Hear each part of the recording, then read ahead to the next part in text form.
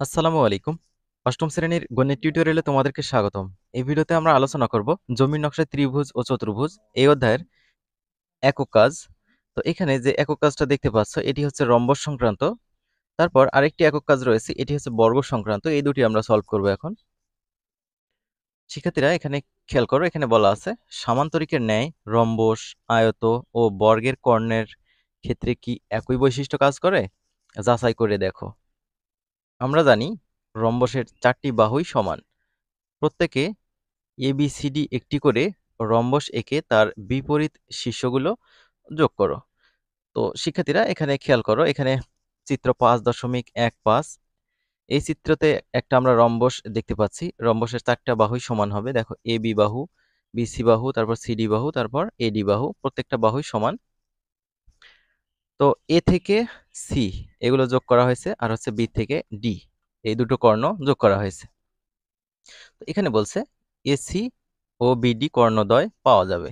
ধরো কর্ণদ্বয় পরস্পরকে ও বিন্দুতে ছেদ করেছে। এখানে তাকাও, এ থেকে সি, এসি কর্ণ ও বিন্দুতে ছেদ করেছে। তারপর বি থেকে ডি এই বিন্দু দুটো যোগ করার ফলেও এখানে আমরা দেখতে পাচ্ছি কর্ণটা হচ্ছে ও বিন্দুতে ছেদ করেছে।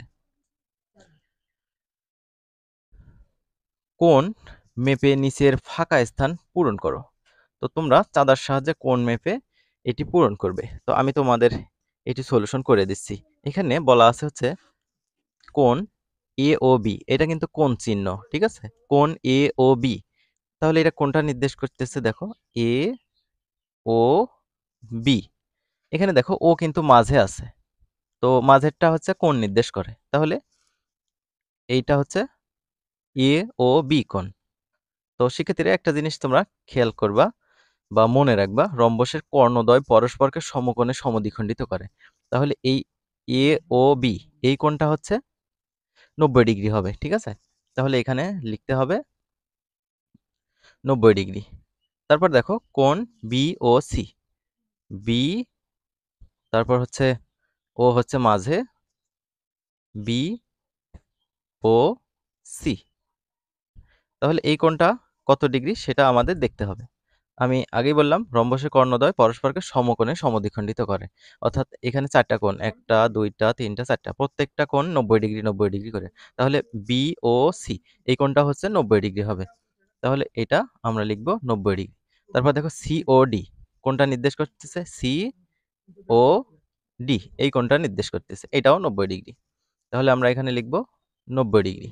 তারপর দেখো কোণ ডি ও এ, এইটা ডি ও এ এই কোণটা নির্দেশ করতেছে, ঠিক আছে?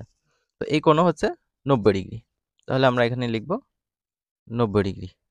আশা করি বুঝতে পেরেছো। আমরা এখন তার পরবর্তী কাজগুলো দেখব। তো পরবর্তীতে জাস্ট এই এক সরল কোণ মানে হচ্ছে 180 ডিগ্রি বা দুই সমকোণ, সেটাকে এক সরল কোণও বলা যায়, সেটা মাপতে হবে। দেখো এ ও বি আর হচ্ছে বি ও সি এই কোণ দুটো যোগ করে কত হবে? দেখো এ ও বি অর্থাৎ এই কোণটা, আর হচ্ছে বি ও সি এই কোণটা। তো এটা 90 এটা 90 কত হয়? 180। তাহলে এখানে লিখবো হচ্ছে 180 ডিগ্রি। তো এই দুটো কোণ সমান আমরা বলতে পারি হচ্ছে এ ও সি, এ ও সি। এটা হচ্ছে এক সরল কোণ। এক সরল কোণ মানে হচ্ছে দুই সমকোণ, ঠিক আছে? দুই সমকোণ মানে 180 ডিগ্রি, একই কথা। তারপর দেখো এখানে বলা আছে হচ্ছে বি ও সি যোগ সি ও ডি, এইটা বি ও সি, বি ও সি এই কোণ, আর হচ্ছে সি ও ডি এই কোণটা। তাহলে এই দুটো কোণ কত ডিগ্রির যোগ করে 180 ডিগ্রি হবে। 90 যোগ 90, তাহলে আমরা এটাকে একবারে বলতে পারি বি ও ডি, অর্থাৎ এইটা বি ও ডি মানে হচ্ছে এক সরল কোণ। এবার আমরা তার পরেরটা দেখব, সি ও ডি যোগ ডি ও এ, সি ও ডি আর হচ্ছে ডি ও এ এই দুটো কোণ, এই দুটো কোণ যোগ করলে কত হবে? 180 ডিগ্রি হবে। তো এই দুটো কোণকে আমরা একসাথে বলতে পারি সি ও এ বলতে পারি, অর্থাৎ এইটা। এখন আমরা পরবর্তীটা দেখি। DOA plus AOB। দেখো DOA AOB এইটা, তাহলে এই দুটো কোণ যোগ করলে কত ডিগ্রি হবে? ওই 180 ডিগ্রি হবে। আর বলছে DOB DOB এই কোণটা নির্দেশ করতেছে, এই কোণটা পুরোটা 180 ডিগ্রি বা এক সরল কোণ। এখন আমরা পরবর্তী কি বলছে সেটা একটু দেখি। রম্বসের কর্ণদ্বয় পরস্পরকে 90 ডিগ্রি কোণে বা সমকোণে সমদ্বিখণ্ডিত করে। দেখতে পাচ্ছ AC একটা কর্ণ আর হচ্ছে BD একটা কর্ণ, তাহলে কর্ণদ্বয় পরস্পরকে 90 ডিগ্রি কোণে সমদ্বিখণ্ডিত করে। দেখো এই যে প্রত্যেকটা এই যে কোণই 90 ডিগ্রি করে এগুলো। সুতরাং আমরা জানলাম রম্বসের কর্ণদ্বয় পরস্পরকে সমকোণে সমদ্বিখণ্ডিত করে। এই হচ্ছে এটার উত্তর। আমরা পরবর্তী কাজে চলে যাই। এখানে একটা একক কাজ রয়েছে, এটা আমরা দেখব। বর্গের কর্ণদ্বয় পরস্পরকে সমকোণে সমদ্বিখণ্ডিত করে কিনা তা প্রমাণ করে কর্মপত্রের মাধ্যমে জমা দাও। ইতিপূর্বে আমরা কাজের মাধ্যমে জেনেছি আয়তের কর্ণদ্বয় পরস্পরকে সমদ্বিখণ্ডিত করে, কিন্তু আয়তের কর্ণদ্বয় কি সমান?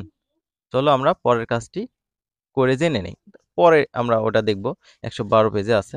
তার আগে আমরা এই একক কাজটা দেখব, বর্গের কর্ণদ্বয়।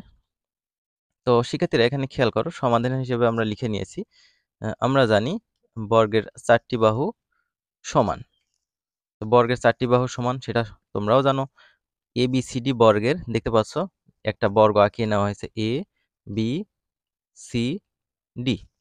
AC ও BD কর্ণদ্বয়, AC আর হচ্ছে BD কর্ণদ্বয় ও বিন্দুতে ছেদ করে, এই তো ও বিন্দুতে ছেদ করছে। তো রম্বসের যেমন আমরা জানি যে হচ্ছে কর্ণদ্বয় পরস্পরকে সমকোণে সমদ্বিখণ্ডিত করে, সেমভাবে বর্গের কর্ণদ্বয় পরস্পরকে সমকোণে সমদ্বিখণ্ডিত করে।